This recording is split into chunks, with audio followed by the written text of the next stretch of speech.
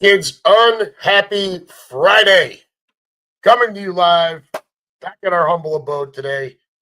This is the UnHappy Gilmore Show, part of the Green Legion Radio family. We thank you for tuning in from wherever you may be and whatever device you're using to stream us on YouTube.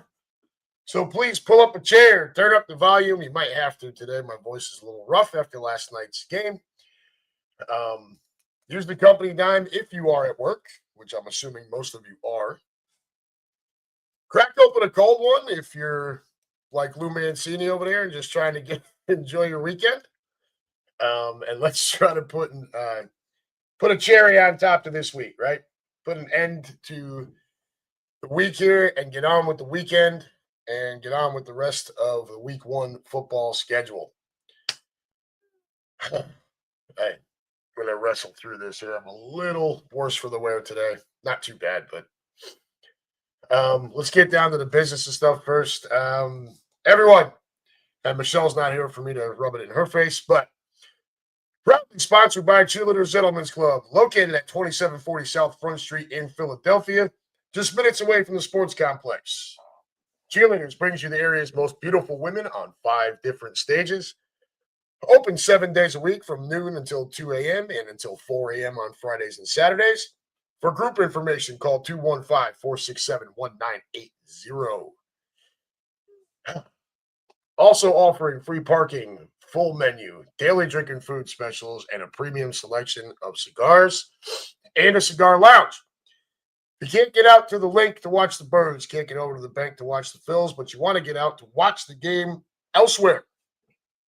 Head on over to Cheerleaders and enjoy the 75-foot HD TV wall, as well as HD TV screens throughout the entire club. Once again, folks, that's Cheerleaders Gentlemen's Club, located at 2740 South Front Street in Philadelphia. Call 215-467-1980 for all of your group and party information. It's going to be a rough hour here. Who's in the room? Lou Mancini and Kaden. Keenan replay is on NFL Network. I have no desire to rewatch that game. Just be honest with you. Oftentimes I will, just to catch stuff that I might have missed. I can't with that. That game was putrid last night. Blue Mancini, you guys take. Yeah, I did not work today. As soon as the schedule came out, I took today off because I knew we were going to have a shit ton of people at the back porch. The opener, the banner against Dallas. If we weren't playing Dallas, it might have been a little bit more under control. And then, of course, thank God, because then the weather delay happened, and it turned into a really late night. But no, I did not work today. Lou, what's up, brother? UnHappy Friday. The title defense has commenced. It did, but in a pretty ugly way. I don't know how, as a Birds fan, anyone could sit and watch that and be like, yay. Look, we won. And I'll tell you that the first 4 games of the year, you kind of just want to get in and out of there with a victory. You'd like to dominate, but, first 4 games, oftentimes teams are still getting loose, trying to figure out what's, really who they are. With us, we kind of know what we are. We're a power run team first. And then passing the ball deep over the top of that. But, Luke, exactly. Always take the win against the rival and always take the win early. So, look, and we talked about our schedule the last couple of weeks.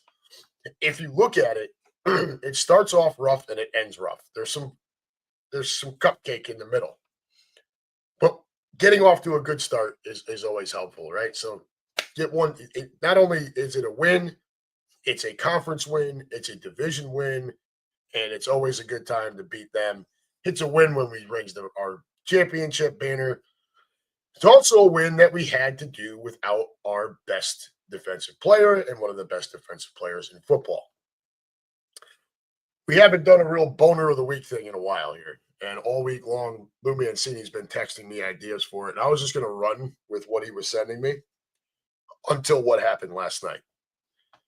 Now, let me start by saying anyone who could, once they showed the entire sequence, anyone who could look at that whole sequence and think that, and look at Dak Prescott as being, a victim here, you're fooling yourself. All right. Dak had an agenda. It was obvious once they showed the entire sequence. Of course, at first, all we saw was Carter get in Dak's face and then spit out gum or whatever the hell it was onto Dak, or just spit. And of course, he gets thrown out of the game 6 seconds into the game. I was furious with the whole thing. And as douchey as it is for Dak, dude, Jalen, you cannot get baited into doing something that stupid. We've all had a good time talking about how young our defense is, how Howie's been great about drafting, and the little bit of money that we're spending on the defense, a little bit, all things being equal to the NFL. But part of that is youth, right? The youth, part of being that young, there's some knucklehead. You really expect a guy like Carter to be more of a leader, though. You know what I mean? That was incredibly frustrating to watch last night. Like, you cannot do that. And I don't know. What do you guys think over here?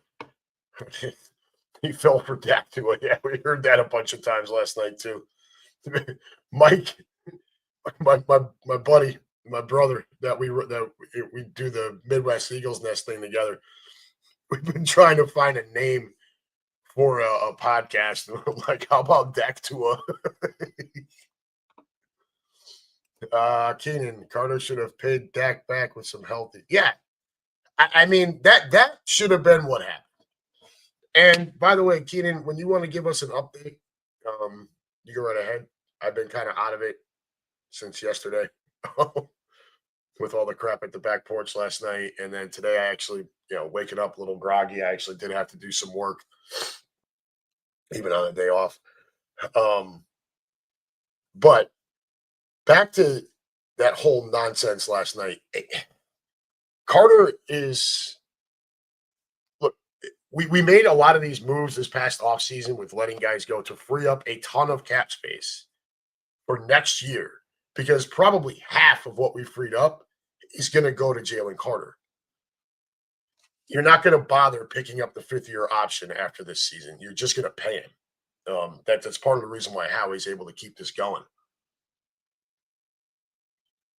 We don't do what Dallas does and puts themselves in situations where they end up having to overpay for a Prescott, for a CeeDee Lamb. If they kept Micah, they would have had to overpay for him as well. Cincinnati does the same thing. Now they're in this situation with Trey Hendrickson, where they've upped his salary for this season to $30 million, but they didn't solve their long-term problem because he's still a free agent at the end of the year. Eagles don't do that. Howie tries to lock these guys up early. Now, part of it's the player too. They have to buy in and agree to the contract and all that happy shit. But that's why we freed up. That's a huge part of the reason why we freed up so much space for next year. Darius Slay's out the door. Isaiah Rodgers is out the door. We were not going to retain Sweat and Josh Sweat and Milton Williams, not at those price tags. Josh Sweat got $19 million a year from Arizona. Then, of course, Milton Williams got $26 a year from New England. No way the Birds would, even if we weren't trying to save money, cap space for next year, there's no way we were going to pay those price tags for those guys. It just wasn't going to happen. So it's really geared towards we know we're going to have to pay Carter because he's this generational talent as a defensive tackle. He has got to understand what he means to the team, what he means to the defense, the overall game plan, all of that. Milton Williams going out the door. No, we weren't going to pay $26 million. Love Milton Williams, but dude, are you kidding me? Well, he took 48% of the snap counts last season from the defensive tackle spot as part of that rotation. That was the second most behind Carter, who I think was at like 70 or 72, which is obscene for a guy that big. Everyone else was beneath that.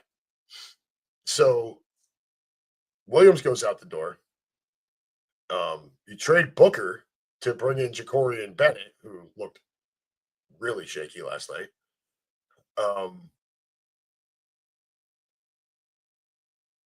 And so now, and then you draft Ty Robinson, the kid they call Vanilla Gorilla out of Nebraska. So you have you don't. Somebody's got to take those snaps. Now you hope Jordan Davis would be that number 2 guy who he's all of a sudden in shape because he's playing for a contract this year. Fine, play for your contract. You ain't going to get it from us. But then Carter does his knucklehead shit last night. Now he's out of the mix. Now Davis has to be the number 1, and he's just not that guy. You saw it last night. He has his moments, but he's not the freak that Carter is. I mean, and it's kind of an unfair comparison, but that changed a lot last night. You could and Dallas attacked it. They were trying to run that ball straight up the gut. There was no ifs, ands, or buts about it. So boner of the week, while there were other candidates, I forget what. Let me see what what Lou had texted me earlier this week, and he was on to some good stuff here. Let's see here. Come on, open, damn it. The Clippers and Kawhi. Mekhi Becton. But yeah, Carter takes the cake for me. Just, you got to be better than that. Look, the Dallas Cowboys, when they traded Micah Parsons, they basically punted on this season. So Dak had an agenda. Dude, it was obvious what he was trying to do. Look, we're going to stink. Why not try to get these guys in trouble too? And Carter fell for it. Like it's on Carter. I don't blame Prescott at all. I think it's a douchey move, but all Carter had to do was just go up to him like he did and be like, wait till the fourth quarter when we see the scoreboard, bitch, and just walk away. And what else I'd like to know, where are my team captains to come over and grab this kid? Right? Like it shouldn't need to get to that, but where is Blankenship? Where are these guys? Boner of the week, easily, Jalen Carter. How I like to call out our own in-house when we have when somebody presents it, whether it's the Yankees on my end, somebody from the Phillies, the Eagles, whatever. I'd prefer it that way. So slam dunk, congratulations, big man. You are my boner of the week at this point for week 1 of the football season. All right, over to the room. Keenan.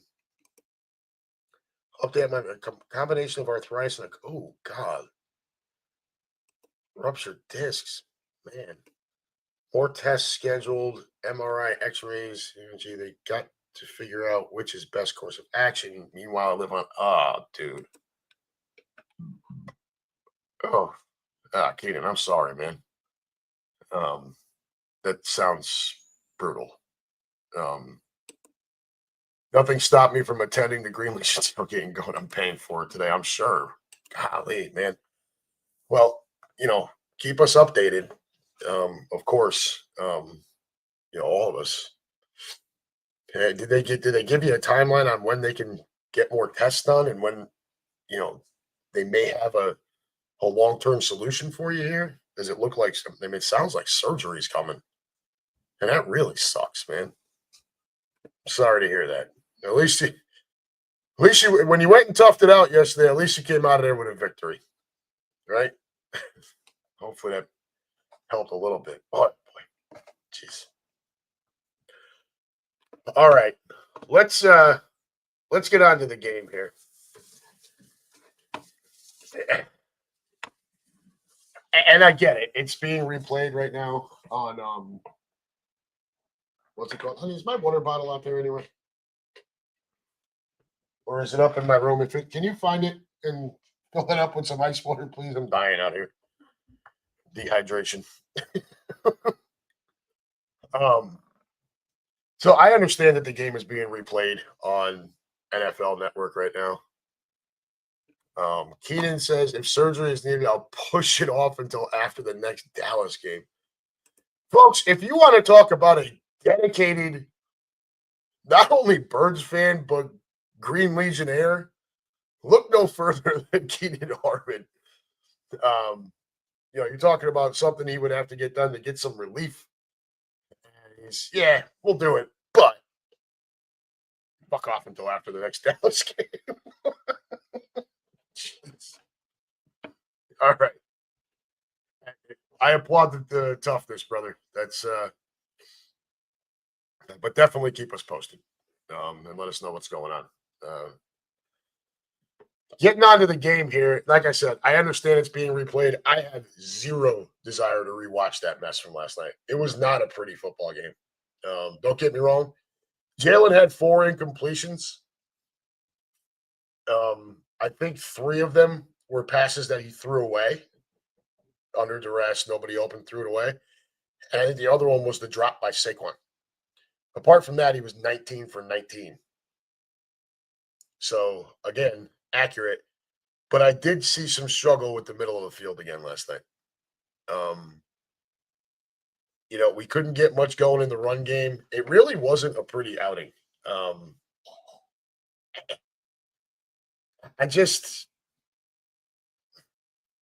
It's early, and I know a lot of people thought we were going to bury Dallas. That spread was way too big. It is early in the year. It is too early in the year for these big ass point spreads. Don't get me wrong. There's going to be some big blowouts this weekend. It's going to happen. But by and large, most teams are still, when you don't play any preseason snaps,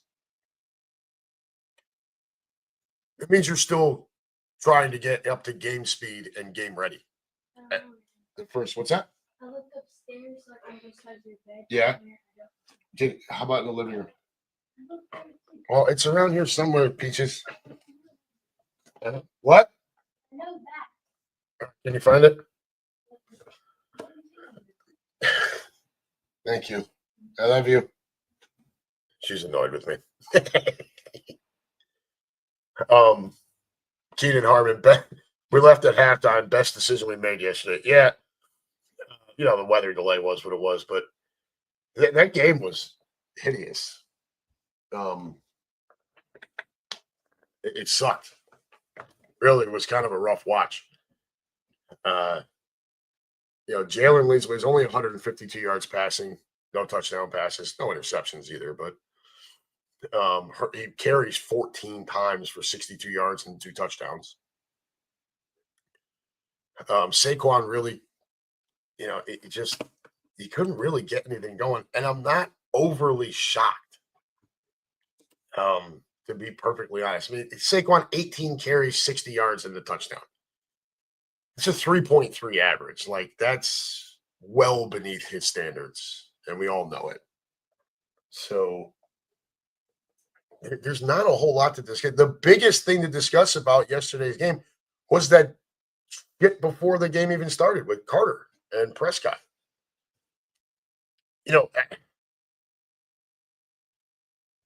Could you take away a field goal from Dallas if Carter plays? Yeah, probably. Maybe it's more like 24-17, maybe 24-14. But overall, like, our offense wasn't great. Jalen was efficient. He was accurate. I don't know if it was just me. And I really know. I know Captain Demps is at work. Um, but and I've got you guys here.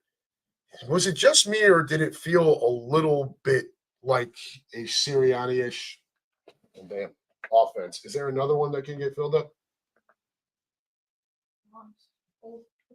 Oh, let me see it. No, like a water bottle.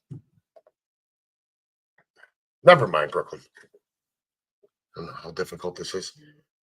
Um, did it not feel a little Sirianni-ish with the offense? Like it felt like Nick was playing too far in the sandbox again. I am concerned about that going into this season. The new offensive coordinator. Generally speaking, Nick hasn't done well early part of seasons with a new offensive coordinator. All right. 2021, his first year as a head coach, he's got Shane Steichen. We all remember what that looked like early. It wasn't great. And then he turns it over to Steichen. We start running the ball more, and off we go. 2022 is all Steichen. 2023, Steichen leaves to go be the head coach in Indy, and Brian Johnson becomes the offensive coordinator. That was a mess. But you could definitely see early in the season where the play calling looked very similar to early part of 2021. And then last year, we were a little bit pass happy coming out of the gates until we had the bye week and then moved on with Saquon. Just, it felt vanilla. I didn't feel, and maybe it was just some shit the defense was throwing at us, and the guys are just kind of still getting loose, and that could be too. Like I've said, when you don't play any preseason games, excuse me, when you don't play any preseason games, um, you're still getting loose this time of the year. The first couple of games, it looked like that. Maybe it's a combination of both. I don't know. It just wasn't pretty. AJ Brown 1 catch for 8 yards. Yeah, there's Keenan with it. No AJ until very late in the game. Definitely some Nick shit. Devontae Smith just 3 catches for 16 yards. Goddard 7 catches for 44 yards, and Dotson had the one long one, and then 2 other grabs. So nice to see him have a nice game, but it's tough for me to think that Dallas was able to just blanket both Devontae and AJ all night long. So, look, Jalen Hurts is an accurate quarterback. He's a smart quarterback. He's a hard worker. We all know his traits, right? Excellent leader, steps up big in the biggest moments. You know my opinion. I think he's the fourth best quarterback in football. When you take the overall package, people tell me I'm nuts because he doesn't have the gaudy passing stats. I don't give a shit. The kid's a winner. But there are certain parts of his game that he's not strong at, right? It's not that he stinks at it. He's got some opportunity area there in the middle of the field. Can be some of that. I'm wondering if some of the struggles last night were play calling that doesn't work to Jalen's strengths, right? Like it's the responsibility of the coaching staff and the play caller and everything to put the guys in positions to succeed, and then it's up to the players, obviously, to execute. And maybe I should rewatch the game. What I'd really like to see is our offense from behind the play. You know what I mean? I would like to see that camera angle on a lot of the game when we had the ball to see what Jalen is seeing out there. I have a feeling that felt vanilla. Either that or it's just bland play calling because it's early in the year. This is possible. It's totally possible. It's not like we didn't try to run the ball, right? So Saquon goes 18 times, Shipley 3 carries, Dillon 3 carries. That's 18, 21, 24 run plays out of the backfield. Jalen carries the ball 14 times. Some of that is because he has to scramble. But, a few of them are designed. So overall, it's 38 rushing attempts to 23 passing attempts. I think that's a winning formula for us. That's where we want to be. I love Jalen between 20 and 25 pass attempts. And then 14 carries is a little much. That tells me he's getting flushed out of the pocket far too often. And or we're just calling too many quarterback run plays. And don't forget, some of those also include the tush push. So is it really fair? Those are QB sneaks, so that goes on rushing attempts. And look, but I think that's the right ratio. I just wonder if the play calling in that ratio felt like it might have been able to be a little better. They didn't look very crisp. 4 catches for 24 yards out of your top 2 wide receivers. That's the stat line. Devontae had 3 catches for 16 yards. AJ 1 catch, 8 yards. That's not a sustainable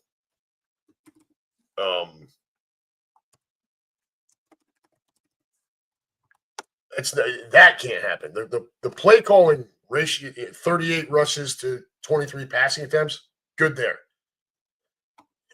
We're not going to survive if AJ and Devontae have a total of 4 catches for what I say it was 24 yards. There's no way. We will not survive that. So I was in the wrong thing here. What I wanted to see was not just that, but I wanted to see the targets because I don't remember very many balls going out there. All right. So AJ Brown. So and what? No, it's 4 targets to the top 2 wide receivers. That's it. A total of what is that? 7 targets to your top 3 wide receivers. Not good. So that I mean, obviously, there's always shit to work on. We could have beaten them 60 to nothing, and there still would have been something to find. But you want that to get better. You need the wide receivers are going to have to be more involved. Nice to see Dotson with the big play, right? We are Penn State. On the defensive end for us, Zach Bond leads the way. 9 tackles, 6 solo, 3 assists, 1 for loss. No surprise there. Adoree Jackson with 7 tackles. I think that was mostly because they were getting burnt on the outside. Jordan Davis, 6 tackles, 1 for a loss. Jihad Campbell, nice first outing, right? He goes 3 tackles, 1 pass broken up, 1 pass defense, right? And he forced the fumble when Dallas was driving. It was picked up by Quinion Mitchell, who also had 4 tackles and a pass defense. And overall, the defense was pretty solid, especially with the loss of Carter. The one place where we did not excel, and this was something that we talked about here, I'm sure all of you felt the same way. I did not get a chance to listen to the boys on the pregame show yesterday, but I'm sure this was a topic. The corner spot opposite of Quinion Mitchell, and you could see what Dallas was doing. They were everything they could to keep CeeDee Lamb away from Quinion Mitchell. And look, most defensive play calling in the NFL is zone, right? It's not a whole lot of man coverage, especially Fangio. He likes to rush and play zone behind it. What I will say is when there was man coverage, I was a little surprised that Quinion wasn't just following CD around the field. At least it didn't look that like he was from us. I don't know if anybody else saw it different. But when you look at the Dallas offense, what they had 107, 116, 119 yards rushing total. A huge portion of that was on the 49-yard Miles Sanders run. one play, right? Other than that, we had them bottled up. But Dak goes 21 of 34 for 188 yards. 110 of that went to CeeDee Lamb. 7 of the 21 completions, 13 of the 34 attempts went to CeeDee Lamb. And don't get me wrong. He is a top wide receiver in this league. He is obviously their clear number one option. But we did 7 catches for 110 yards. That's getting torched. We were getting smoked on the outside, and my concern was Pickens. I thought we would do something to bracket Lamb or find a way to have Quinion over him for most of the game. It looked more like Quinion was just like, or they were just like, okay, CD's going to eat, fuck it, but nobody else is going to. That might have been the game plan. And look, we won the game, right? We only gave up 20 points. You'd like to give up less than that. I think if Carter's in the game, it would have been less than that. But, that forced fumble had to happen in order for us to keep it down there like that. That was a little unpleasant. So just overall, it was kind of a blah game. I wasn't overly, impressed by really anyone. Dotson with the nice catch. I mean, Jalen did his thing, guys. Look, he's always, he's always going to go out there and do his thing for the most part. But there wasn't anything overly spectacular. His athleticism is what separated us last night. That's what I expect out of him. If he's going to throw the ball 20 to 25 times, run it anywhere from 7 to 12 times when you include some tush push. Last night was 14 on the rushes. It's probably a little too much. But overall, he's 214 total yards and 2 touchdowns. You'd like that total yards to be higher, but the touchdowns are fine. We looked bland. We looked very vanilla last night. And maybe it was on purpose. Maybe they took Dallas a little too lightly. That's always possible. You wouldn't think with a leader like Jalen Hurts, Saquon Barkley, Lane Johnson, Jordan, those, the captains, you wouldn't think we'd be taking anybody lightly, but sometimes it happens. Like, obviously, Jalen Carter thought it was a time to be a knucklehead. Keenan, Dak had too much time, didn't see any pressure until we got home watching on TV. That is where I was going last, brother. It's where I was going to finish up talking about the game, so thank you for the segue. That is the one glaring problem. Play calling. So on the offensive side, it was not finding the wide receivers for whatever reason. Play calling, they had us covered up for some reason. It's bland shit early in the year, whatever. On the defensive end, as Keenan just alluded to, we did not get pressure. There wasn't a whole lot coming off the edge. There wasn't a whole lot of anything going on there. So Dak goes 21 of 34, 188 yards. One run, he carried the ball once for 3 yards. We did not, no sacks, of course. Let's see. We hit him one time. It was Ojimo. Dumped Dak once. That was it. So yeah, I totally agree. And some of that's Carter not being there. But not a whole lot of pressure coming from the edge, and that's a little concerning. Dallas is not great up front. They're not the worst in the league up front, but they're not great up front. I was really hoping to see more pressure, and I agree. On the flip side, they got to Jalen once, one sack, and then they hit him 1, 2, 3, 4, 5 other times. So they were generating pressure, not an incredible amount, but enough. Certainly better than we were doing.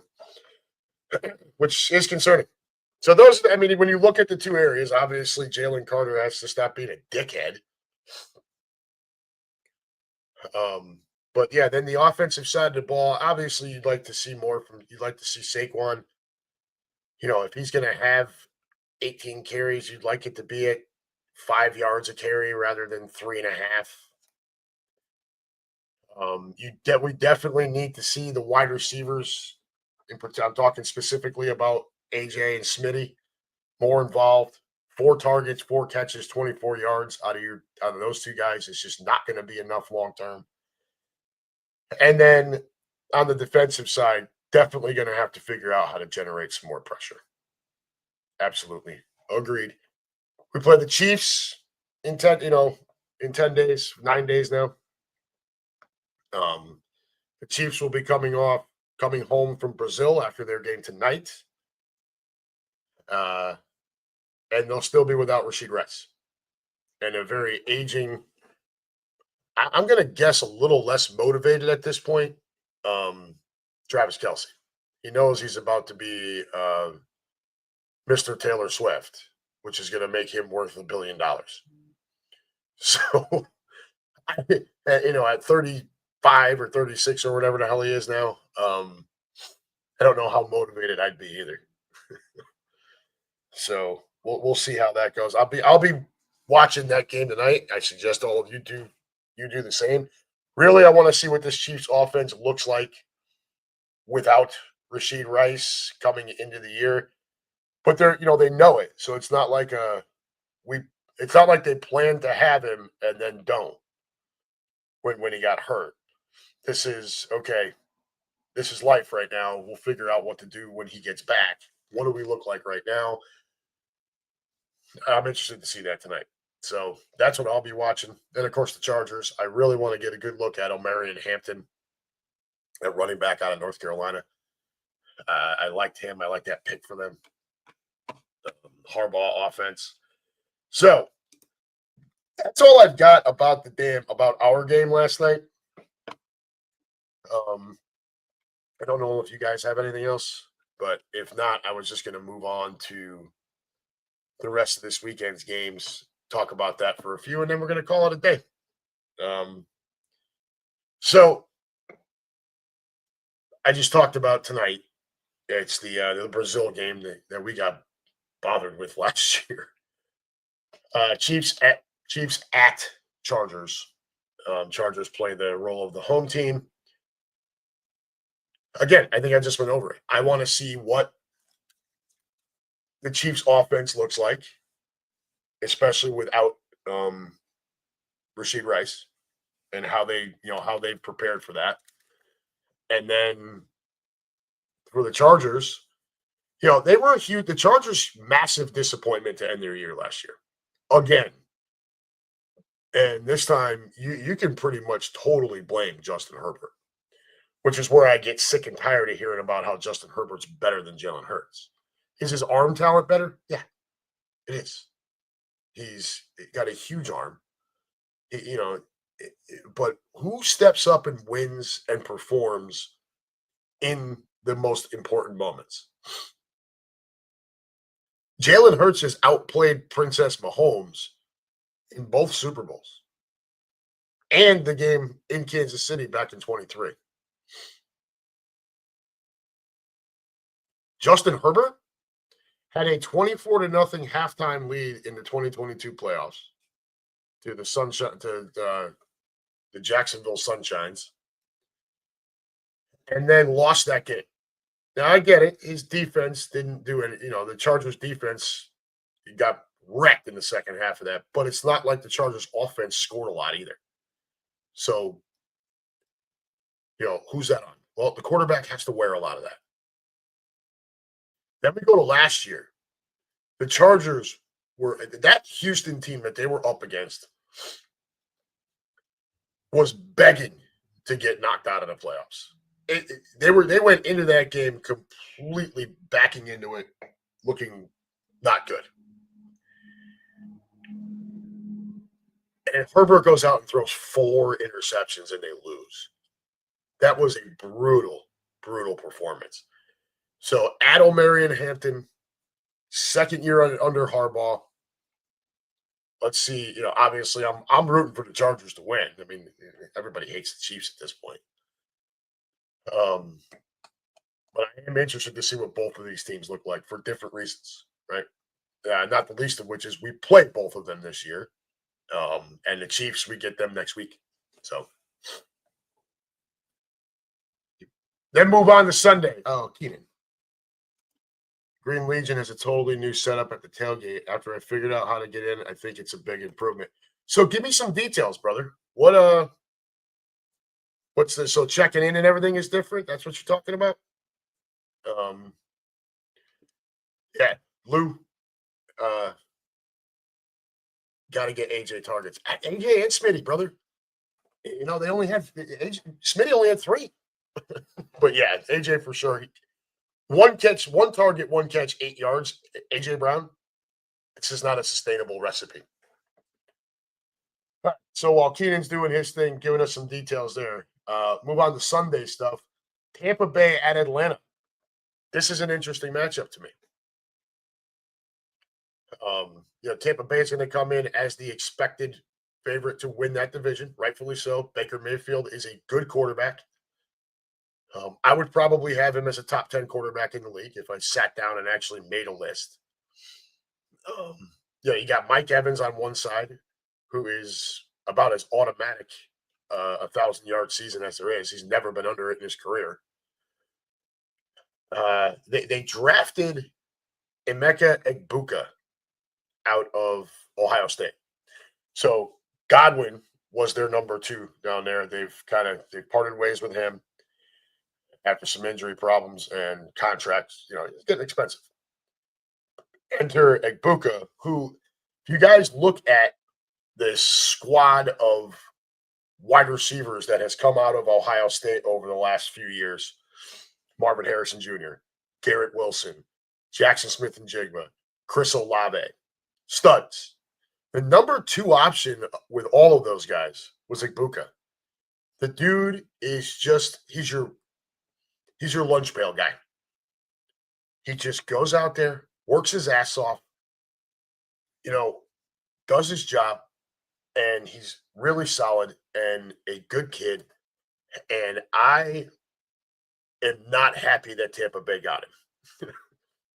They're going to be in our way in the NFC. We have to go play them in week 4. You guys all know that's the game that pisses me off most on our schedule, just because they've scheduled us to be in Tampa in September 3 years in a row now. But for Egbuka, I think it's great. I think he's in an excellent situation. Bucky Irving out of the backfield, Evans on the other side, Baker throwing you the ball, a defense that can get you some more opportunities. And then on the flip side, Atlanta, enter Michael Penix, and we're going to see what that kid's all about, right?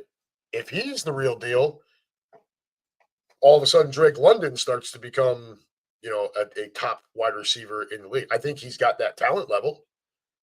I just don't know. There's just not been the consistency at the quarterback position. Is this the turnaround for Pitts? We're going to find out starting on Sunday. Cincinnati Bengals at Cleveland Browns. Joe Burrow is 3-5 against the Browns in his career. I think he's 1-3 over the last 2 years. So that's brutal. It's Cleveland, for Christ's sake, but they've seemed to have had his number. Cleveland is going to come into the year with Joe Flacco starting at quarterback, which was the right decision, easily. They've, he's the veteran.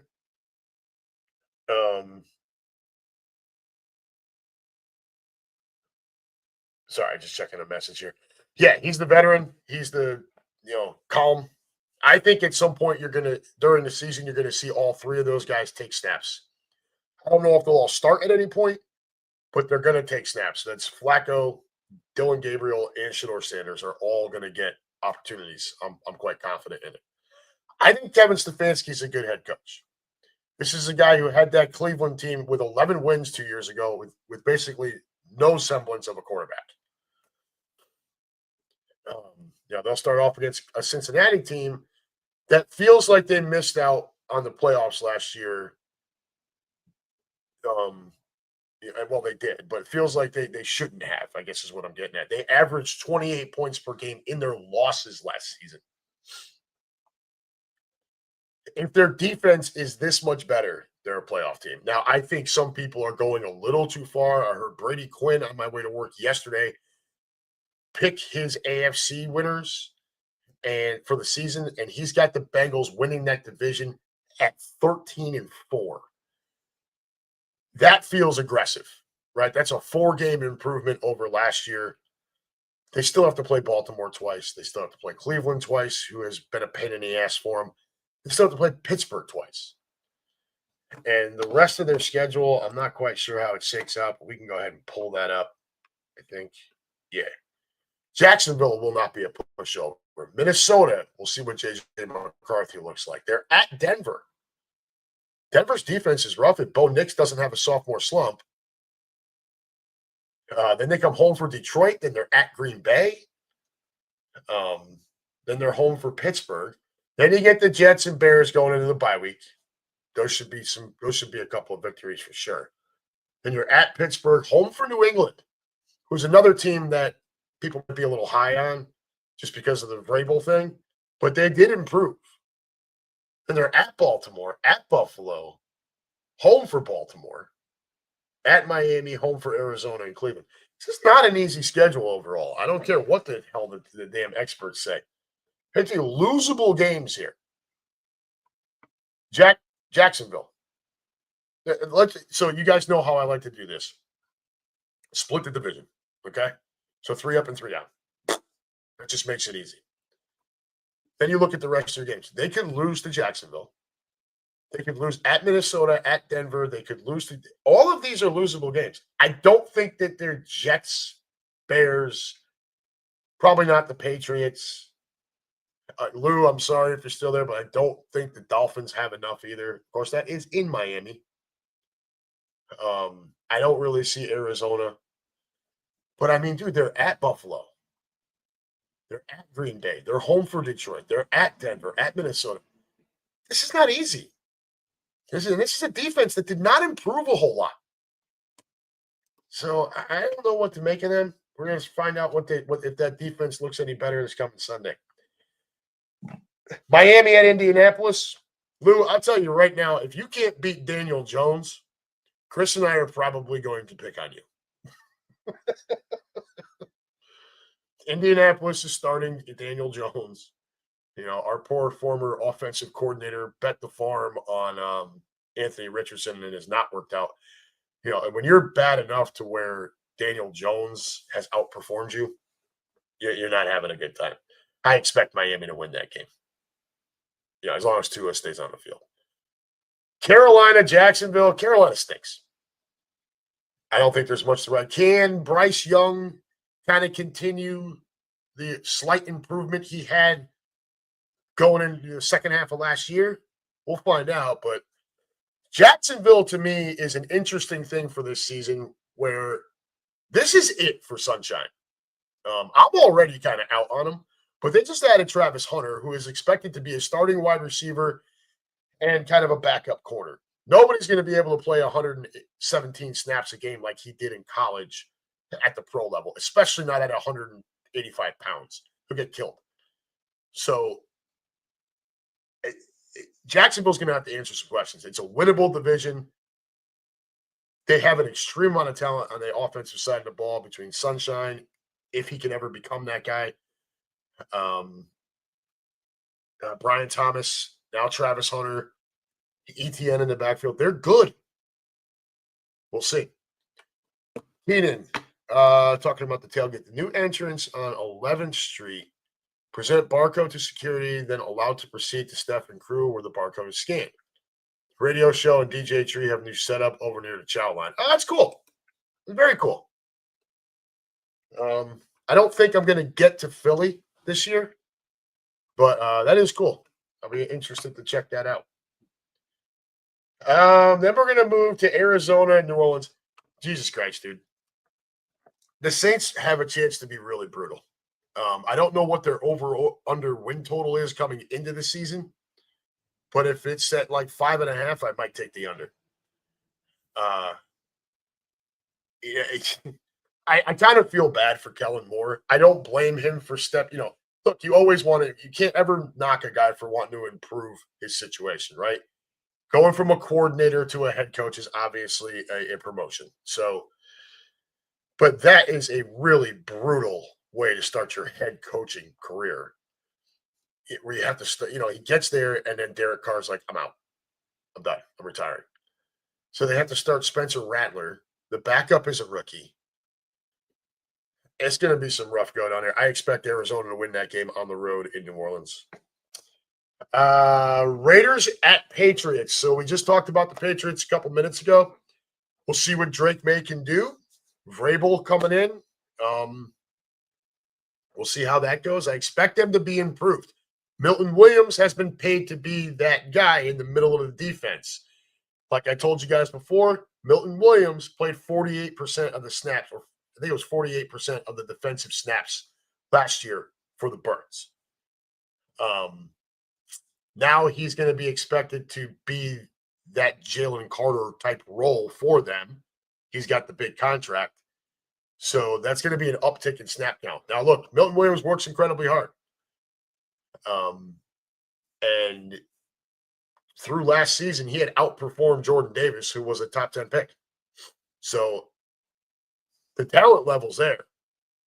I'm a little concerned they overpaid, but they had the cap space anyway. So we'll see. On the Raiders end, enter Geno Smith, enter Ashton Genty. So that's going to be the story. Can the Raiders offense pound that rock up the middle against an improved Patriots defensive line? And on the flip side, can the Patriots offense keep Max Crosby under control enough for May to get moving, get the offense moving? Pick them in that game, I don't really know. Pittsburgh and the Jets. I really don't know what to make of this. They basically swapped quarterbacks. So the Jets get the shittier end of that. But if Aaron Rodgers checks out mentally like he's done each of the last couple of years, the Steelers will be a dumpster fire. The Jets got the talent. They don't have the quarterback. I don't think much of Justin Fields. As far as a quarterback goes, all right, I don't want anybody thinking that I'm calling him some piece of shit human or anything. Okay, people tend to take that the wrong way. When I say I don't, we're talking about football here. And I live out here, where it's Buckeye country, and the kid went to Ohio State. He was good at Ohio State. He's big. He's fast. He's not a great passer. Right. And now he's bounced around a bit. He hasn't had the greatest coaching. That is all fair. But the fact that Pittsburgh was willing to move on, it kind of tells you all you need to know. They didn't think he was worth the money. And he's only getting paid $20 million from the Jets. So they're looking at him as a stopgap. Obviously, they would love to improve their situation there.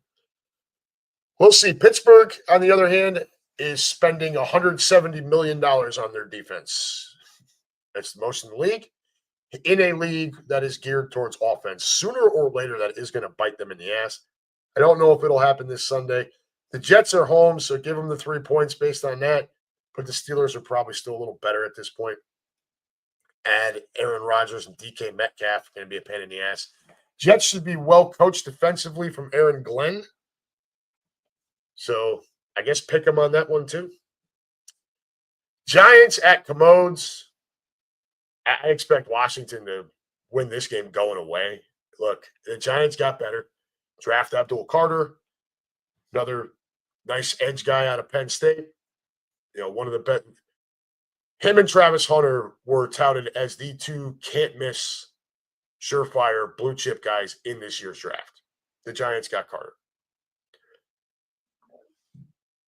So the unfortunate thing for the Giants is they've improved.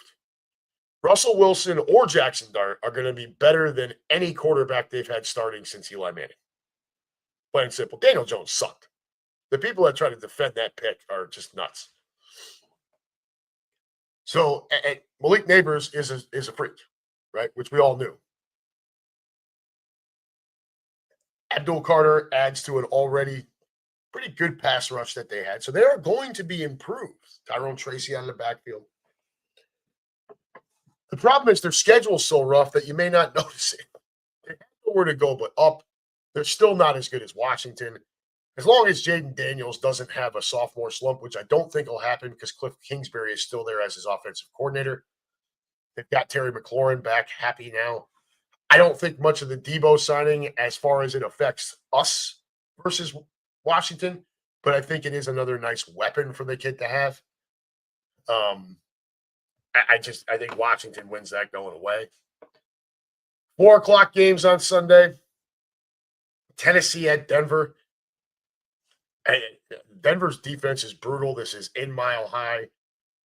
I've been there. That place can be raucous and a really pain in the ass place to play as a visiting team.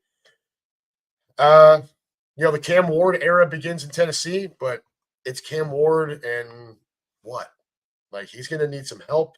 He doesn't really have it yet. I like Denver in that game. Again, provided Bo Nix doesn't come out and look like shit. Bo Nix last season just gradually got better as the year went along, right? Just kept going up as a rookie. By the end of the year, his overall numbers, total yards and total touchdowns to total turnovers, not all that far off Jaden Daniels. Difference is Daniels had the wow moments and had the very early and very late success. Middle of the year, he had some struggles. And he's a better athlete. I'm not trying to say Bo Nix is, the same. I'm just saying by the end of the year, their numbers were not all that different. Provided he doesn't fall back, Denver should be a good AFC team. 4 p.m. also, you got San Francisco at Seattle. I think you're gonna see what Sam Darnold really looks like this year. A lot of quarterbacks can look good in Minnesota when you're throwing the ball to Justin Jefferson, who still, in my opinion, is the best wide receiver in football, followed 1A by Jamar Chase. I just think if you swapped Jefferson and Chase as far as teams and quarterbacks, Jefferson might break records, like season by season. But that was where Darnold was last year. Justin Jefferson, Jordan Addison, T.J. Hawkinson, Aaron Jones out in the backfield. Like, they are loaded offensively. Now he's in Seattle. And DK Metcalf is gone. And Leggett is gone. And so it's Jackson Smith and Jigba. They brought in Cooper Kupp, who has health issues all the time. Kenneth Walker last year started to look like they were using him as more as a third down pass catching back rather than a bell cow. He's had trouble staying healthy. It's Josh. Washed up Cup. That's right. David Loeb, go Birds, go Green Legion. Katie agrees with Dave. But yeah, Josh, nail on the head, man. Washed up Cup. And Darnold, dude, like I don't see it. I don't like San Francisco. I think people might be too high on them a lot, but I think a lot of it is weighed on their easier schedule. As long as Christian McCaffrey's healthy, they're going to be a bit of a pain. They lost a lot of talent. I know they replaced a bunch with rookies and shit, but that was a lot to lose. So we'll see what they look like with CMC back. 4 p.m., one of the two games of the week here, Detroit at Green Bay. So we'll get our first look at Micah Parsons as a cheesehead. We'll get our first look at Green Bay with what should be a true number one wide receiver for Jordan Love. That's the kid Golden out of Texas that they drafted in the first round. We'll also get to see Detroit come back healthy. Okay, so Jahmyr Gibbs will be on the field. He will also have Montgomery, the touchdown vulture, with him. Amon-Ra St. Brown and Jamison Williams are a very underrated, deadly duo of wide receivers.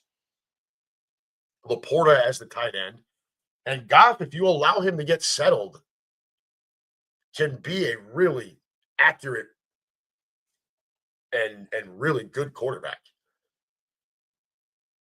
Aiden Hutchinson comes back healthy. The biggest question with the Lions is they just lost their entire coaching staff except for Dan Campbell, and they lost their all-pro center to retirement. So that's a lot. So it's going to be interesting to see what that looks like from a play calling perspective on the offensive side. Forget Brian Johnson is now the head coach in Chicago, and on the defensive side, Aaron Glenn is now the head coach with the Jets. So Detroit's got a lot we're going to see what Campbell can do without his coordinators. I like Green Bay at home in that game to win that game. I do. Josh and Roger. What did Josh here? I haven't checked to see they're pretty much back. I don't know Hutchinson if he's all the way back yet. But the offense is all intact. I just think it's a tough first matchup for him. Got to go to Green Bay. Green Bay feels like they are there, right? Nice first round pick. They went and traded for Micah Parsons. They're the youngest overall roster in football. They feel like they're ready, and you're going to get them at home. Parsons is going to be charged up. I forget who that other edge rusher is on the other side of the Green Bay line, but he was drawn to double teams last year, and he's talented. Now the double teams are going to shift over to Parsons, and this kid's going to be one-on-one. Green Bay's going to be a lot to handle, and getting them at home week one, I just don't like the matchup for Detroit there. 425 again, Houston at LA. Yeah, Green Bay took care of a lot of their issues. They did. And they're well coached. LaFleur's good. Like, they're going to be a pain in the ass. Right? And they're going to be pissed off at us. Like, I don't know that Monday night game. I'm not sure what to make of that. We'll have to see how the season goes. But we started their year with a loss, and we ended their season. They are going – and Parsons already doesn't like us. So I would buckle up for that one when that game comes around. All right, Houston Texans at the LA Rams. Look, we just talked about Houston a little while ago when we were discussing the Chargers. Houston ended the season awful. Now, they beat the Chargers, but that was really Justin Herbert destroyed any chance that the Chargers had a win in that game. Houston looked bad down the stretch and going into the playoffs. They just looked bad. And now they have to go on the road to the Rams. Rams, look, I was there last year in LA. They don't really have a home crowd presence. They might against a team like the Texans. But the biggest question, the only question mark right now for the Rams is the health of Matthew Stafford. And can their offensive line be good enough to keep him upright? So he is apparently coming into the year at 37 years old with a back problem. Keenan, you can go ahead and give your 2 cents on back issues. Imagine trying to play professional quarterback with back problems. And then you got to worry about your offensive line. It's just not all that great. Look, Puka Nacua, if you target him more than 2 or 3 times in a row, he ends up hurt. Like, he comes off and he needs to get taped up or something. He's a little fragile, but he is good. They brought in Devontae Adams, who, look, we don't know if he could really be that stud anymore, but we're going to find out if Stafford's on the field and healthy. Kyron Williams is decent out of the backfield. I just think if the Rams are able to keep him upright, Stafford, then they probably win. The problem is the Texans get after the quarterback possibly better than anybody in football. when you look at their pass rush up front. And it's a weak Rams line. So that's your matchup there. If the Rams can figure out how to keep Stafford on his feet, they could probably win that. And give him time, they're probably going to win that game. Stafford has been known to get footsteps, and he starts throwing interceptions. So even if he's not getting dumped, he's constantly got pressure on him. He's likely going to screw it up. But I'd probably take the Rams at home in that one. Then we move to Sunday night. This is, to me, is the game of the week, the Ravens and Bills. Toss a coin. It's in Buffalo, so maybe you do that because they're the home team. But, Josh Allen versus Lamar Jackson is must-see TV, especially early in the year. I haven't looked at the weather, but hopefully there's no bad weather for that game because you'd really like to see the athleticism on display without the slipping and sliding and rain and bullshit, right? Allen coming off he's the league MVP last year. Jackson probably coming in with a chip on his shoulder, feeling like maybe that should have been his MVP, another MVP for him because he had nearly 5,000 yards total and like 45 or 50 fucking touchdowns, whatever the hell it was. Like 45 touchdowns and less than 10 turnovers. Like Jackson was a freak. The reason why Jackson didn't win the MVP award last year, one, because he had won it the year before, okay? And that does play a role. Two, Derrick Henry standing right next to him who had 1,900 yards rushing, okay? Whereas in Buffalo, Josh Allen did not have the stats that Lamar Jackson had. But he had a big year, and it was basically Josh and the Allenettes.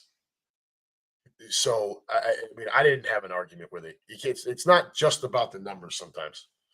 So, I guess Buffalo at home, but I would love to see that just be an absolute shootout. Finally, we end the week on Monday night. Vikings at Bears. Bears feel like they're taking steps forward. They bring in Johnson to be the head coach now. They're hoping he can have the touch on the Bears offense that he had on the Lions offense. It does not always work out that way, but we're going to find out.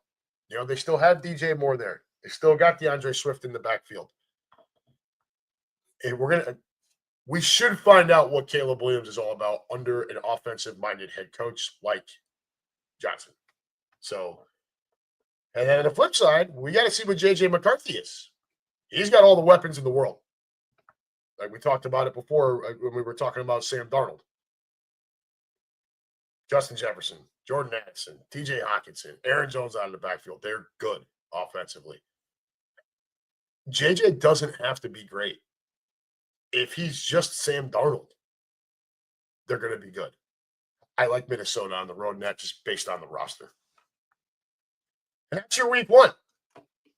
Right? Not going to go any further than that. We'll just talk it week to week. So we're going to get out of here. Next Wednesday, going to try to get back to the back porch to do this, right? I didn't want to do the show until today so that I had the Birds game to talk about. But then, then once we get to Wednesday, we'll talk about the upcoming matchup with Kansas City, and we'll talk about the week one results, and especially that Kansas City game tonight to look at maybe what we've got going on. So, without further ado, folks, that's going to do it for us this week. Thanks for joining. Come on back again next week. Hopefully, we're at the back porch doing our thing from there. Until then, enjoy the impending weekend. Don't do anything I wouldn't do. Remember, the judge is not back in until Monday. And as always, go Birds.